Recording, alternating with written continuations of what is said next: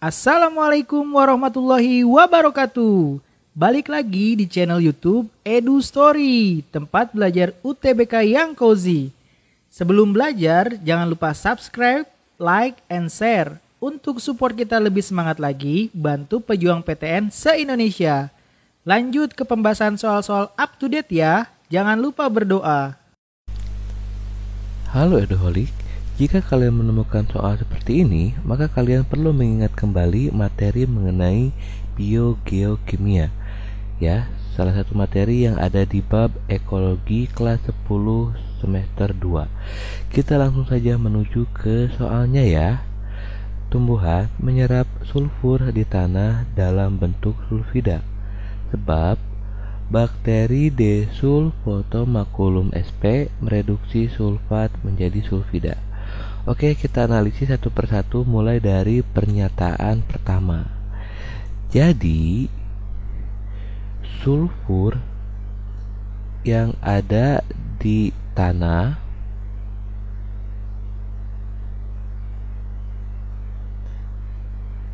itu berasal dari sulfur yang ada di udara ya, berasal dari gas sulfur di udara yang terbawa oleh air hujan. Nah, kemudian selanjutnya akan menjadi sulfur yang ada dalam tanah, lalu keduanya akan mengalami ionisasi ya. Mengalami ionisasi membentuk senyawa yang bernama sulfat. Dan selanjutnya sulfat ini berperan sebagai zat hara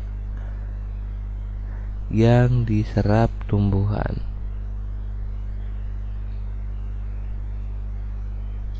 Seperti itu. Oke. Nah, kita lihat tadi pernyataan pertamanya. Tumbuhan menyerap sulfur di tanah dalam bentuk sulfida. Salah ya. Tumbuhan menyerap sulfur di tanah dalam bentuk sulfat. Jadi pernyataan pertama salah. Kemudian kita lihat pernyataan kedua. Bakteri Desulfotomaculum sp mereduksi sulfat menjadi sulfida. Oke, jadi jika tumbuhan mati ya, anggaplah ini pohonnya tumbang. Nah, kemudian ini akarnya ya. Nah, maka selanjutnya yang terjadi adalah semua sulfur yang ada dalam tumbuhan ini akan terserap ke tanah.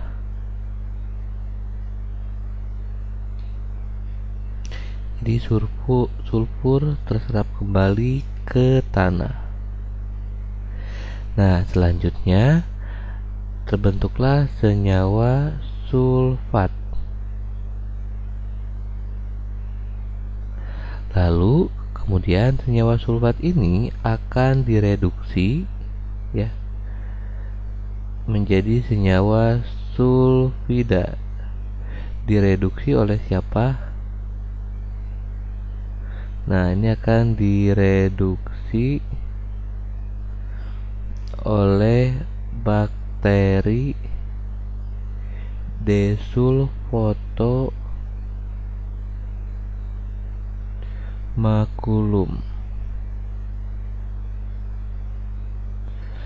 Oke, jadi bakteri Desulfotomaculum akan mereduksi sulfat menjadi sulfida di dalam tanah. Berarti pernyataan keduanya adalah benar.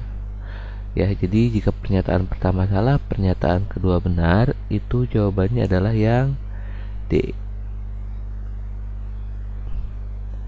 Seperti itu. Oke, sampai berjumpa kembali di soal dan pembahasan selanjutnya. Halo Eduholik, jika kalian menemukan soal seperti ini, maka kalian perlu mengingat kembali materi tentang sistem tubuh pada hewan. Salah satunya adalah tentang sistem respirasi dan sistem sirkulasi. Kita langsung saja ke soalnya. Paru-paru buku pada laba-laba mempunyai fungsi yang sama dengan sistem trakea pada serangga. Sebab Paru-paru buku dan sistem trakea berfungsi mengangkut nutrisi dan oksigen. Oke, sebelumnya di sini saya sudah terakan ya gambar untuk laba-laba dan serangga. Kalau laba-laba, mereka bernafas melalui paru-paru buku, yaitu suatu paru-paru yang bertumpuk ya, seperti itu, dan letaknya ada di antara abdomen serta cephalothorax ya, lebih tepatnya di depan abdomen. Begitupun dengan serangga yang bernapas menggunakan trakea, sama letaknya juga di sepanjang abdomen. Oke, jadi berikut adalah fakta tentang serangga dan juga laba-laba. Kita mulai faktanya dari yang pertama. Nah, bahwasanya baik laba-laba maupun serangga itu keduanya termasuk filum Arthropoda. Ya, suatu filum di mana ciri hewannya memiliki kaki beruas. Nah, fakta kedua adalah baik serangga maupun laba-laba itu memiliki alat respirasi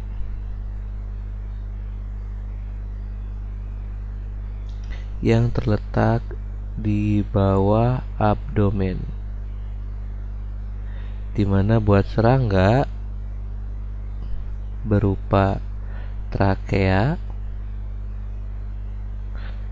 sedangkan untuk laba-laba berupa paru-paru buku.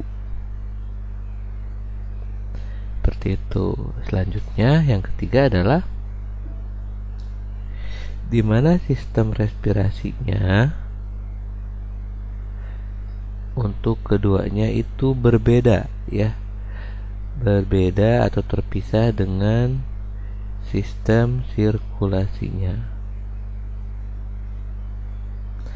Perbedaannya seperti apa? Sistem respirasi ya berperan hanya edarkan oksigen saja. Sedangkan sistem respirasi dia berperan untuk edarkan nutrisi ke seluruh tubuh melalui peredaran darah terbuka. Jadi tanpa pembuluh darah ya. Jadi peredaran darahnya terbuka seperti itu. Oke, jadi kita kembali lagi ke soalnya. Paru-paru buku pada laba-laba mempunyai fungsi yang sama dengan sistem trakea pada serangga.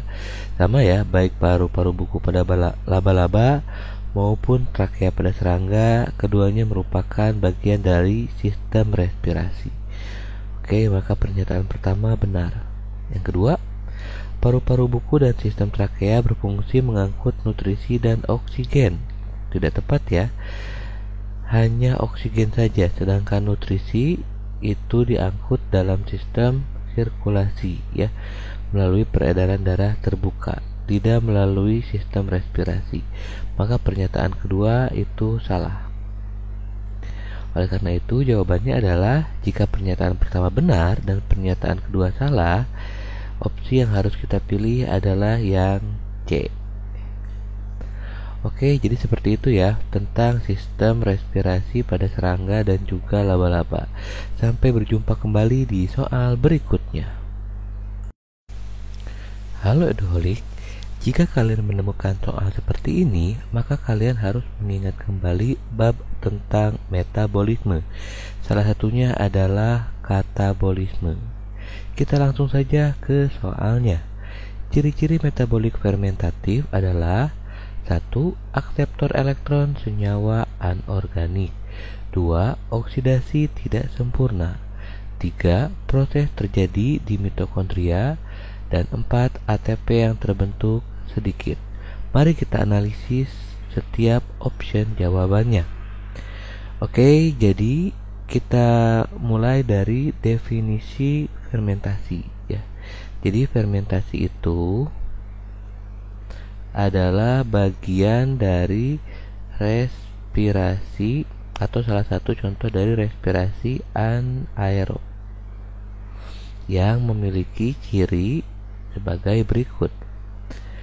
Yang pertama, bahwasanya fermentasi ini berlangsung hanya di sitoplasma. Jadi tidak melibatkan organel mitokondria. Yang kedua adalah bahwasanya fermentasi ini tidak menggunakan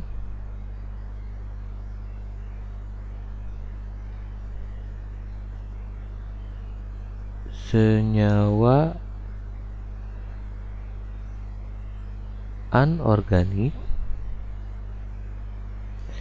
ya berupa oksigen sebagai akseptor elektronnya. Ya, jadi tidak ada keterlibatan oksigen sebagai akseptor elektron.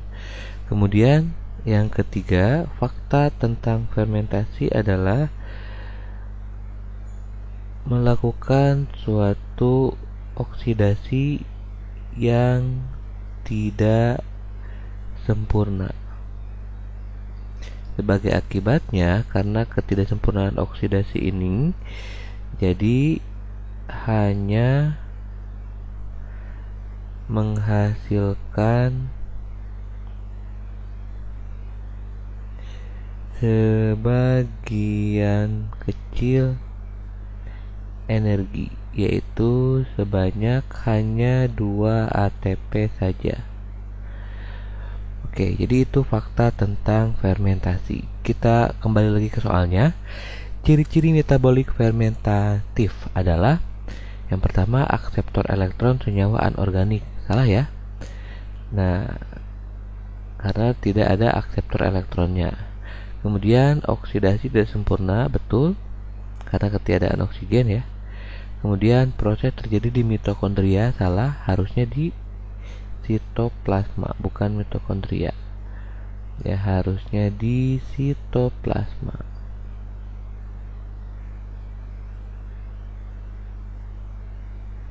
Kemudian ATP yang terbentuk sedikit, benar ya, hanya 2 ATP. Sedangkan normalnya terbentuk 36 sampai 38 ATP. Oke, jadi yang betul jawabannya adalah 2 dan 4, maka opsi yang harus kita pilih adalah yang C. Oke, jadi seperti itu ya pembahasan tentang metabolik fermentatif. Sampai bertemu lagi di soal dan pembahasan selanjutnya. Halo Edoholik, jika kalian menemukan soal seperti ini, maka kalian harus mengingat kembali materi mengenai genetika. Ya, salah satunya adalah sintesis protein. Baik, jika begitu kita langsung saja ke soalnya. Pernyataan tentang ekspresi gen pada sel prokariot dan eukariot adalah 1. Translasi mRNA dapat dimulai sebelum transkripsi selesai. Yang kedua, mRNA disintesis dari arah 3 ke 5. Yang ketiga, mRNA hasil transkripsi komplement dengan utas pendamping DNA. Dan yang keempat, RNA polimerase berikatan dengan daerah promotor untuk melakukan transkripsi. Oke, mari kita analisis bersama-sama setiap option jawabannya. Oke, sebelumnya, nah, yang namanya ekspresi gen itu akan terbentuk melalui suatu proses sintesis protein, ya. Oke, nah, berikut fakta-fakta sintesis protein. Ya, persamaan dan perbedaan pada prokariot dan eukariot. Kita analisa dari opsi yang pertama. Translasi mRNA dapat dimulai sebelum transkripsi selesai. Oke. Khusus untuk prokariot, karena dia tidak memiliki membran inti ya, Maka baik transkripsi maupun translasi keduanya terjadi di sitoplasma. Nah, sehingga dengan kondisi seperti ini pada prokariot ya, translasi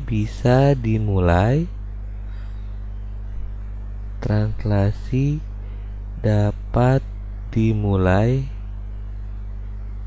walaupun proses transkripsi belum selesai. Ya, jadi tidak perlu menunggu transkripsi selesai, tidak perlu menunggu adanya mRNA yang keluar dari nukleus, karena sejatinya pada prokariot tidak ada nukleus. Jadi sembari transkripsi berjalan, translasi bisa dimulai. Jadi dua peristiwa bisa dilakukan secara bersamaan. Sedangkan pada prokariot, sedangkan pada eukariot, karena transkripsi terjadi di tempat berbeda dengan translasi ya. Transkripsinya terjadi di nukleus, sedangkan translasinya terjadi di ribosom, tepatnya ada di sitoplasma. Nah, maka karena berbeda tempat, prosesnya harus dilakukan bertahap, di mana transkripsi dulu dibereskan, setelah menjadi mRNA baru masuk ke tahapan translasi, seperti itu. Ya. Jadi yang pertama ini salah. Karena hal ini hanya bisa dilakukan oleh prokariot saja. Sedangkan eukariot tidak melakukan hal tersebut. Yang kedua, mRNA disintesis dari arah 3 ke 5, salah ya. Ini kebalik ya, harusnya dari arah 5 ke 3. Nah, ini salah juga. Kenapa? Karena sejatinya kerja dari RNA polimerase itu sebagai awalan proses transkripsi bekerja dari 5 ke 3. Oke, 1, 2 salah, otomatis 3 juga salah ya. Dan yang benar itu yang 4 saja. Oke, 4 itu apa? RNA polimerase berikatan dengan daerah promoter untuk memulai transkripsi, betul ya? Jadi jika ada DNA yang telah terbuka ya oleh enzim helikase yang dibawa sama promoter, nah ini ikatan hidrogennya kebuka.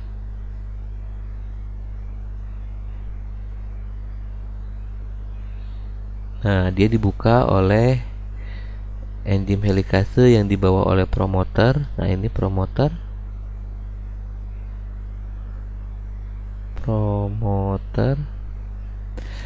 Maka RNA polimerase itu bisa masuk untuk memulai transkripsi. Nah, ini RNA polimerase. Oh ya, dan ini DNA-nya ya. Nah, seperti itu. Maka pernyataan keempat benar. Jadi jawabannya hanya 4 saja. Opsi yang harus kita pilih adalah yang D. Oke, jadi seperti itu pembahasan mengenai ekspresi gen pada prokariot dan eukariot. Sampai berjumpa kembali di soal dan pembahasan selanjutnya. Halo Edoholik, jika kalian menemukan soal seperti ini, maka kalian perlu mengerjakannya dengan konsep yang ada di materi bioteknologi, yaitu tentang cloning dan bayi tabung atau fertilisasi secara in vitro ya. Oke, kita langsung saja ke soalnya. Perbedaan antara animal cloning dan fertilisasi secara in vitro adalah sebagai berikut. 1. Animal cloning menggunakan klon nukleus somatik, sedangkan fertilisasi secara in vitro menggunakan nukleus sel telur. 2. Animal cloning termasuk dalam terapi gen secara in vitro, sedangkan fertilisasi secara in vitro tidak. 3. Individu baru hasil animal cloning identik, sedangkan pada fertilisasi secara in vitro berbeda. Dan yang keempat, fertilisasi secara in vitro memerlukan rahim resipien, sedangkan animal cloning tidak memerlukan rahim resipien. Oke, kita analisa satu persatu dari setiap option yang ada. Mulai dari yang pertama, animal cloning menggunakan klon nukleus somatik, sedangkan IVF menggunakan nukleus sel telur. Oke, kita bandingkan dulu ya antara cloning dengan IVF, in vitro fertilization. Oke, kita mulai dulu dari yang cloning ya. Jadi cloning itu ya menggunakan nukleus yang berasal dari klon nukleus somatik ya, dari sel tubuh yang bersifat diploid, yang kemudian si nukleusnya ini diambil dan dimasukkan ke dalam ovum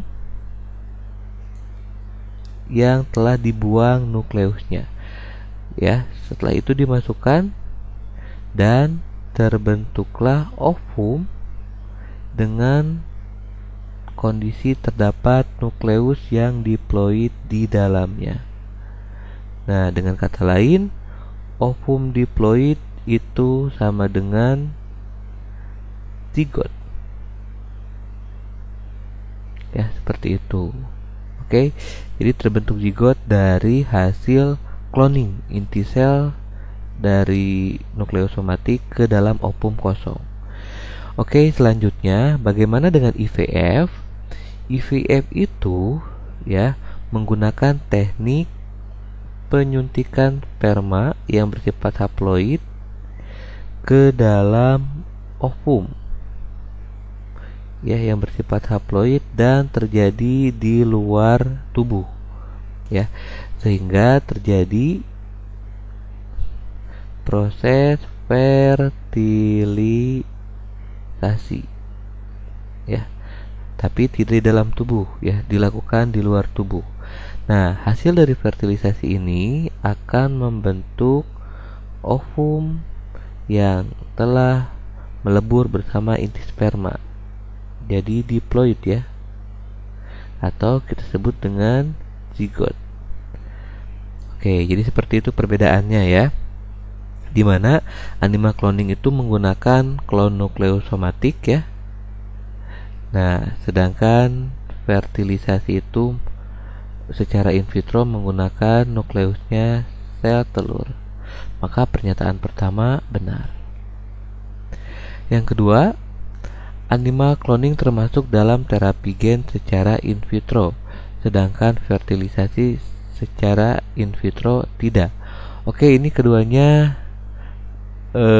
merupakan terapi gen secara in vitro ya. Nah, seperti itu. Jadi terdapat persamaan di antara keduanya.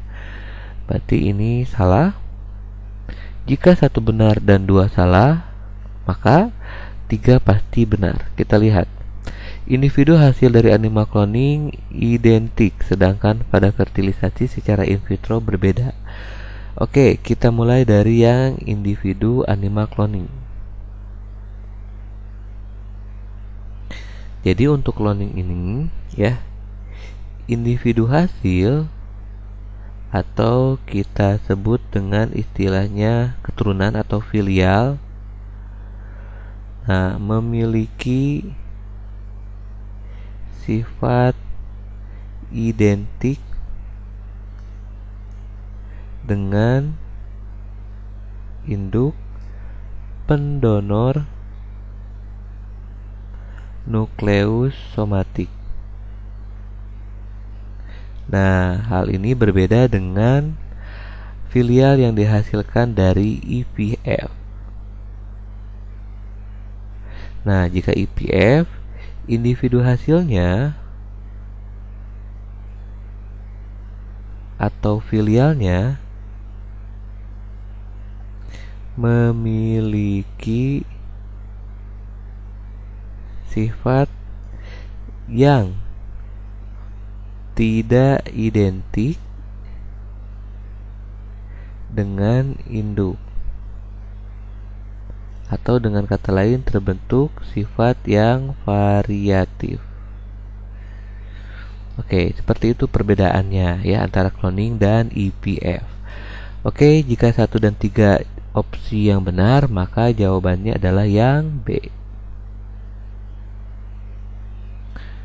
Oke, jadi seperti itu pembahasan tentang perbedaan cloning dan in vitro fertilization.